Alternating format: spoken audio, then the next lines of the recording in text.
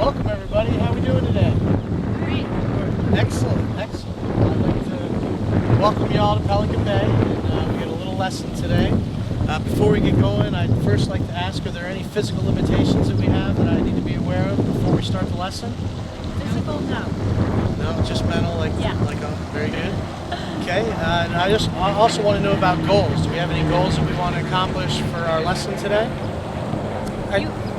You have to teach me how to get the ball from here into that hole over there. Excellent, I can handle that. Anything else? Yeah, I think we want to learn to score around the green better. Everybody, the majority of our strokes are lost around the green. So today we're going to be working on a pretty simple shot, but pivotal to our game.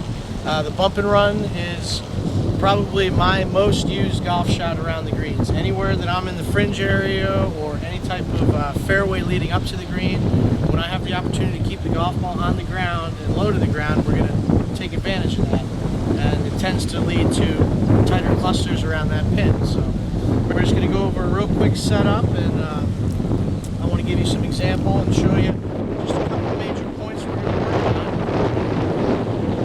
First thing we're going to work on is setup, and the key to this setup is going to be ball position. Do we know the effect of ball position as it relates to the height of the golf ball? Generally, the laws are, and not laws, I shouldn't say that, but the general theory is the further back that we move the golf ball in our stance, the lower that the golf ball should come out in trajectory. And adversely, the further forward we move it in the stance, the higher that it'll come out when we hit it. So with this type of shot, we're focusing on keeping the golf ball low to the ground. So we really want to make sure to keep that golf ball off of the right foot for all those right-handers. We want the hands well out in front. You can see my hands are about 4 to 5 inches in front of that golf ball. And then we want to just barely lean into it a little bit just to promote letting that golf ball roll end over end of the hole. Real quickly, again, let's review. Back foot, we want the hands out in front, and we want to grip all the way down in that club, all the way to where the grip meets the shaft. So let's everybody kind of take a look. Grip down near the end there. Notice the good control that you'll have over the golf club head. And then the stroke we're going to try to make just like a putting stroke. We're going to try to execute that. Excellent. Okay, now real quick example. We'll show you how it's done. Put it all together, back foot, hands are out in front. Very short, very repetitive, easy swing.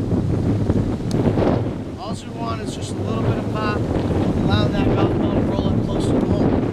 Again, same thing. Another thing we can think about, but I don't want to overload you with too much. Again, back foot, lean into it, hands in front, short stroke. Kind of simple. The other end of it is going to be just taking and making sure the golf club does not leave the ground.